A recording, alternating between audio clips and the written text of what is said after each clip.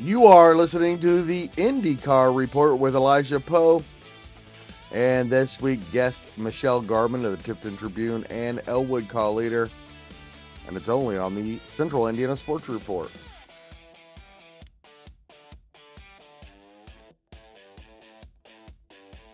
Welcome to the IndyCar Report with Elijah Poe. I'm Elijah Poe, and I'm joined by Greg and Michelle Garmon here to talk about one of the greatest Indy 500s we saw this Sunday, and also previewing the season ahead and getting into some Detroit action because IndyCar never takes a break. They're going to be racing this weekend, but kind of tossing it to you guys. Just what are some emotions? You've had a couple days removed from this 500 we saw on Sunday. I don't know about Greg, but when I think about the race, not just how close the finish was, but how little separated the top five drivers is just phenomenal to me. That it was an exciting race. It was a great finish. And I will say this, every fan got their money's worth on Sunday. To me, it's just how great the race has become. You know, growing up as a kid, the Indy 500 was always the biggest race and the greatest race, but it wasn't always the best race. If there was more than one car on the lead lap, it was a really good race. That was typically how it was back in the 70s, 80s, until about 82, things started getting a little tighter with the rule changes, the specs. But now, you just expect it to be incredible. Every year it's, last year was such a disappointment because two back markers were in the way and didn't allow it to happen. And so this year when it happened again, and we'll talk about the red flag and all that coming up. A couple of things bothered me about the way the series handled the finish, but overall the race from start to finish was, you couldn't take your eyes off of it. And that's what we're going on 20 years now of the race just being close every single year, and fun and exciting and engaging and entertaining, all that stuff. And it is the greatest event in the world. I really think these cars have a great aero package now around the Indianapolis Motor Speedway where, like you said, it was rare we saw more than maybe 3 or 4 leaders. And I mean, it took years and years and years for the changing of the position in first to be broken at IMS. But, continuously year in and year out, we're pretty close to that top number. And I just think it goes to show you how great not only these Indy cars are, but how great this race has become. It's become a fuel-saving race in recent years. It's pretty obvious that nobody wants to lead. And when you get that, you get cars that are going to be packed up, pretty much for the whole 500-mile race. And you're going to give yourself a shot to see a good finish, which is what I think it's been the last 5 or 6 years especially. It's interesting to see how they're going to adapt once we get a new car here in 2028. But nonetheless, I think this race has pretty much solidified itself as a fuel-saving race, especially in the modern era.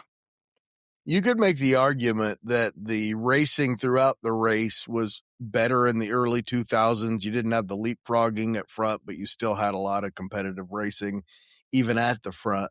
But the formula now, it's always going to be a great finish. And I think that's probably the most important thing to the racing. And no matter what you say about it, if you don't think it's really fun watching these Indy 500s, I've heard people complain about the leapfrogging. But if you're not entertained by that, you're just never going to be entertained by racing. I like the leapfrogging. That was fun. My mom said she wasn't expecting to enjoy it as much as she ended up enjoying it when she watched the first part of the race, because she said that was fun to watch him go back and forth. So, but yeah, I love the way they do it. I think IndyCar has become more exciting here I think it's getting more exciting the last few years, but I think it's kind of regaining that excitement that it used to have. And I know the 500 is called the greatest spectacle in racing, but I think it had lost a little bit of its luster or prestige because there were some years it wasn't sold out, but it's back to being sold out. And I actually saw a post on social media from a Formula One fan that said he found it fascinating. He loved it. I think the hype right now on the sport is real. Obviously, having back-to-back grandstand stellars around Indianapolis is what we love to see. With them going to Detroit this weekend and having some still really solid races to kind of close out this year, and obviously a race in DC, which is kind of blanks my mind every time I think of the IndyCar calendar because it was thrown in there so last minute. But there's some real opportunity for this series to have a lot of hype going in and out of this year, and I think it's possible that we see some record numbers be broken, but I'll be interested to see what they have for the 500 viewing numbers. I think last year was almost at 8 million. Wouldn't be surprised if that's a little bit more this year, but it could be a little bit less with One running at the same time. But nevertheless, I think we're about to see some build up in IndyCar numbers in the next couple of years. That's for sure. I sure hope so. And I keep saying this over and over and over, but this sport deserves more eyeballs. And I really hope it gets to that point where it does. And we're going to talk about the upcoming races and all that. But how do you guys feel about going from the excitement of Indy to a narrow street course in Detroit in back-to-back weeks? I honestly really like it. I think Detroit is, we obviously know it's fast. We know it's tight. We know it's super, super bumpy. It's provided some good racing some years and not so good racing in other years just because it is such a new circuit. So it's going to be interesting to see what teams are able to do there. And it's kind of been challenging to pass for the lead on this track in the last couple years specifically. But nevertheless, we got a wide ranging grid of drivers who really love this track and drivers who just flat out despise this track just because it is so bumpy.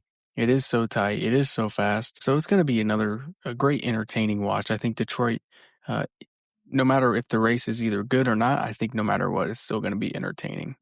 Let me ask it this way for both of you. I love Detroit. I think it's gotten really good over the last few years. I think the street courses have gotten so much better with the most latest chassis and the latest rules. And I think the street courses have been great. Here's my actual question that I didn't formulate very well the first time. You get all these fans that you're hoping to grab. You average about 1 million viewers per race. You get 8 million for Indy. You hope that you get some of that spillover into the next week. And for the people expecting to tune in and see that excitement again, they're going to see cars having trouble passing each other. That's my question. I think in a perfect world, they would have gone to St. Louis instead of Detroit because Or Nashville. I think the oval packages, they work so well for a reason, or even maybe going to Road America. Obviously, it's probably logistically very hard to do that. I think Detroit just pairs so well because Chevrolet, being the title sponsor and heading that race for IndyCar, also being an engine manufacturer. It'll change, but Milwaukee. Michelle and I remember when it was always Milwaukee.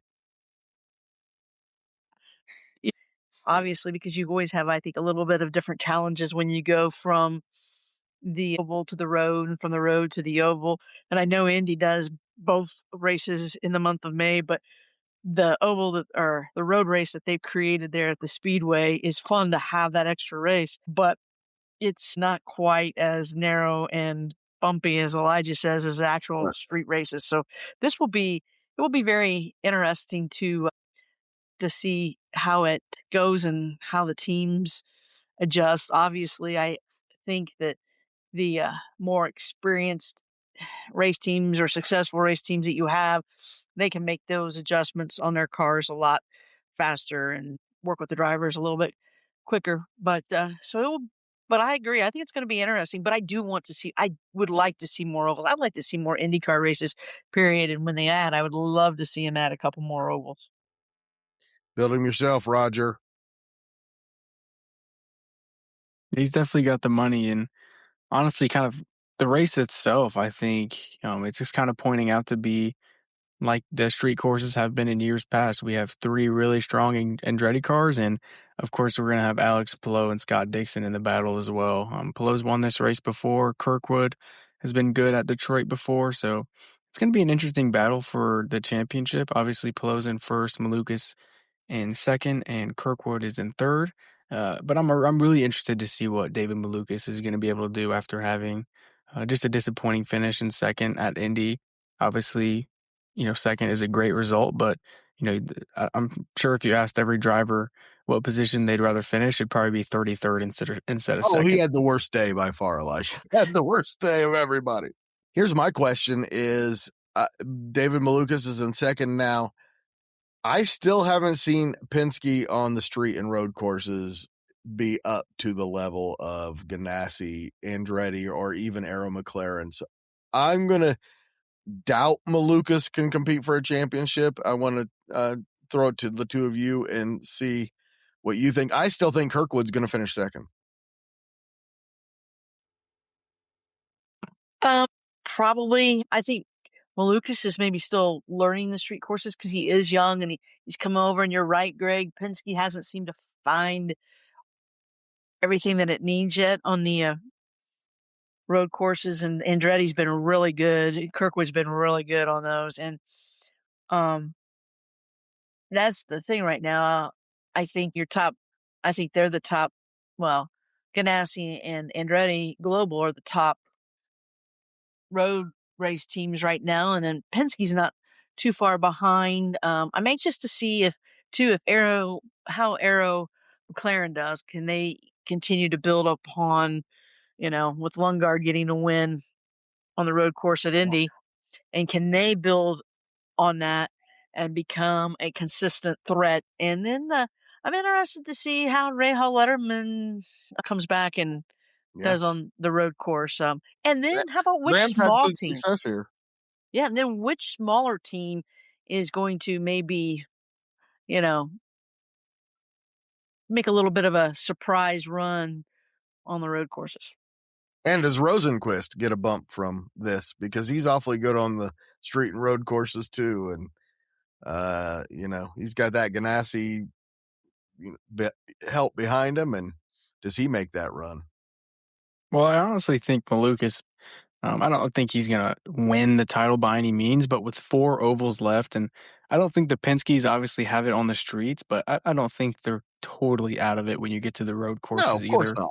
But with 4 ovals coming up, I wouldn't be surprised if he finishes within the top 3 to 5 and maybe even win a race. I honestly expect him to win St. Louis just because he looked so good there last year for AJ Foyt Racing.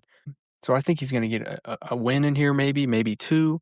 If he's able to finish well enough, I wouldn't be surprised if he's finishing second or third. You never really know with Kirkwood because Right. he does have these great results on the street courses, but and he's had some good results on the ovals as well. But sometimes it just doesn't land his way. It feels like more often than not. So it's going to be interesting to see how it plays out. But back to Rosenquist, I really do think he gets a big boost from this. I think he's honestly a dark horse to maybe even win Detroit. He's always been pretty solid on road and street courses and has been really fast this year. Pretty much wherever IndyCar is going, he's been a pretty consistent top 10 finisher. Armstrong's in the top 10 too.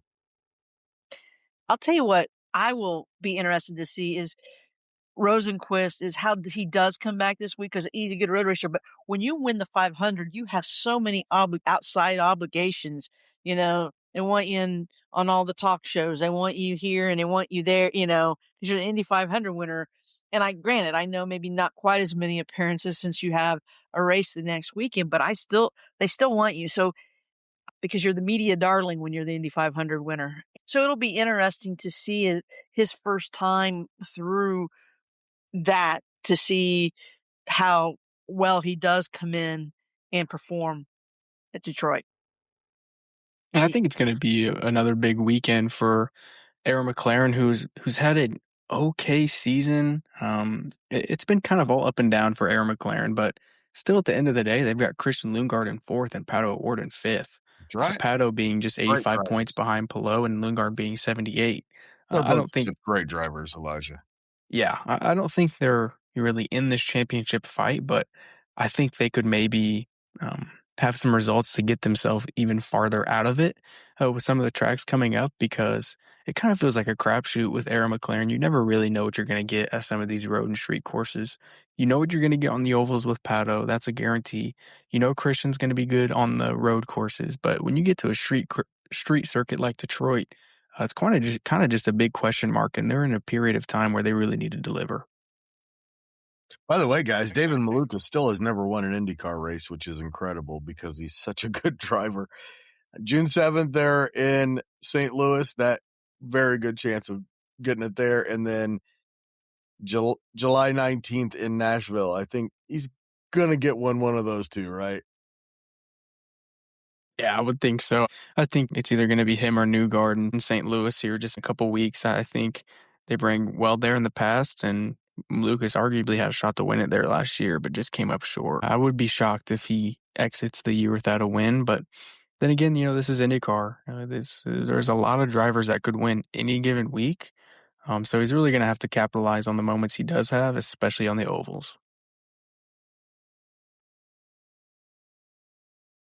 I do think you're right, though, Elijah. Malukas, I believe he's going to get a win or two here this season. He's really pretty good. And I know as much as the 500 disappointed him, and he'll probably is still replaying that last lap in his mind. But I also think at the same time, as he puts the race farther behind him, he's going to have gained a lot of knowledge from it, and he's going to gain confidence from it, his finish. And somebody who actually got penalized 5 points from the 500, who I think is going to have a good week in Detroit, usually does, is Alex Palou. And he's going to be in the Honda this week with a Honda livery. But it should be good for him no matter what. I think he's still the man to beat. I don't really care how good Kirkwood is on the streets. You still have to beat Alex Palou to pick up a win in this series. And there's a chance for something wild to happen, though, just because Detroit is so tight. I think in recent years, we've seen that first lap coming down to turn one. They're going, I think, 150 miles, 170 miles an hour down that front stretch. So I wouldn't be surprised if there's maybe an incident or two. I'd be very surprised if it's caution-free, but really looking forward to this race in Detroit and seeing what they can build off of with the 500 hype. And I also love the double pit lane for Detroit. I love that they go from the oval to the streets. Honestly, it's just what makes IndyCar. And Elijah, you kind of brought it up. Alex Palou, the favorite going into the weekend. Obviously, I think Kirkwood being second. You guys want to pick a podium and then tell me what you're going to be watching more than anything else this weekend. Sure, I'll pick for podium. I think Palou is going to win this week. And I think Kirkwood or Malukas comes in second or third. I think that's a pretty boring podium, but I just think Malukas is going to have a good week after having a little bit of a down week at the 500. I think he'll be more than ready to come back. And although Team Penske has been up and down on the street circuits, obviously this is a Chevy sponsored race. This is a huge race for Team Penske as well. So I think, I honestly hope Malukas can try to challenge for the championship. I think we know Kirkwood is going to be there, but if we can get a third player to really mix it up, I think that'd be interesting. And I'm going to watch Christian Lundgaard and Pato Award this week for somebody to watch. I think McLaren needs a good weekend, and they're on that bubble of fourth and fifth. And if they're able to beat Malukas or Kirkwood outright and maybe get closer to jumping them, I think it's all the more interesting for this championship battle. Michelle, since he brought him up, I'm going to go ahead and go next. I'm taking Pato Award to win this weekend. I think he's going to have a great weekend. He's going to win the pole, and he's going to win the race this weekend in Detroit. I'm going to take Palou second, Lundgaard third, Michelle.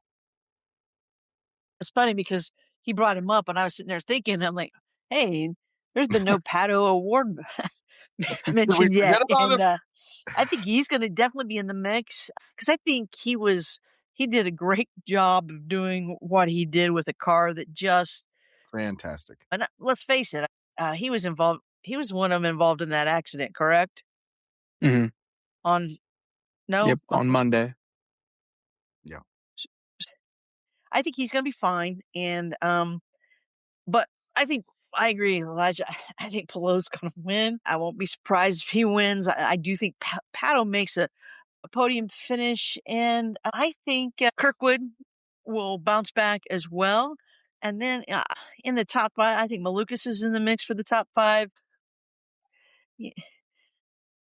I think that at some point, doesn't Newgarden have to have a good complete road race. Oh. Any one of those other guys like Armstrong or Ericsson or Rasmussen that, you know, sometimes can have a strong day and pop up. There's always somebody you don't expect that ends up in that top 5, that top 8. Any of the Scandinavians. Yeah. And talking about storylines, what I'm going to be looking as a fan of the Ray Hall team is what Mick Schumacher does this week. Pretty good performance at Indy. I think he's starting to get a little bit. That's going to be what I'm going to be watching this week at Detroit, particularly the first practice. I must say, I do think it's going to be a bit of a bad week for Mick. I know how much he complained about Arlington being bumpy, so this is probably going to feel like he's driving on gravel. Nonetheless, he showed his experience at Indy, winning the Rookie of the Year. He was adjusting constantly in that car throughout that race, so if there's anybody who needs to have a little bit of a resurgence in this latter half of the season, it's Mick Schumacher for sure. I'm actually anxious to see how all of the rookies kind of do. I mean, I'm anxious to see how Schumacher does, but I'm anxious to see how Collette comes back. He was really good at Indy, and Dennis Hogger has been pretty good this year, steady, consistent. And He's a good one. at some point, you think that maybe those rookies are one of them are gonna maybe qualify up front or start close enough to the front, move their way, and stay in there. And like I said, at some point, I think a rookie is going to. Not saying a rookie's going to win one of the remaining races, but I think we're going to have a rookie make a podium this year. I think it might be somebody just shocks you a little bit, goes in and maybe great qualifying run. I don't know. That's a great thing. You don't really know. So, Elijah, what smaller one of those race teams do you think could be a dark horse this weekend? I think Kyle Collette can always have a good weekend. We know how great he was around Indy, and I wouldn't even be surprised to see Dennis Hauger maybe be competitive. We think he's obviously been pretty good on the street circuits this year, so I think those guys could maybe mix it up and maybe even compete for a top 10. And getting into this weekend, we're going to have first practice here on Friday at 3 o'clock. Qualifying is going to be on Saturday at 1 p.m., and we're going to have the IndyCar race, a little bit of an earlier green flag than usual with a 12:30 p.m. start time. So really looking forward to this weekend overall, and can't wait to see how it plays out on the streets of Detroit. Definitely one of the most interesting tracks that IndyCar goes to. One of my favorites. I love it, especially for a street course. Very picturesque, very cool place, and the last few years they've actually gotten pretty racy around there. Next week, Elijah, a primetime Sunday night race. Love it. Yeah, I can't wait for it. Really looking forward to St. Louis. It's been such a great race in years past, and hoping they can keep up that momentum. Thanks so much, Elijah. Thanks so much, Michelle. And thank you so much for listening. Elijah, Michelle, and I will be back on Saturday following qualifying in Detroit for a recap of qualifying and a preview of the race in Detroit. Then we'll be back Sunday after the race to recap and react to that. Please do us a huge favor. Share this podcast with an IndyCar fan in your life. Help us spread the word that the Central Indiana Sports Report is out here talking about what Central Indiana sports fans are talking about every single day. The Central Indiana Sports Report is a product of ITG Media, and I love Susie.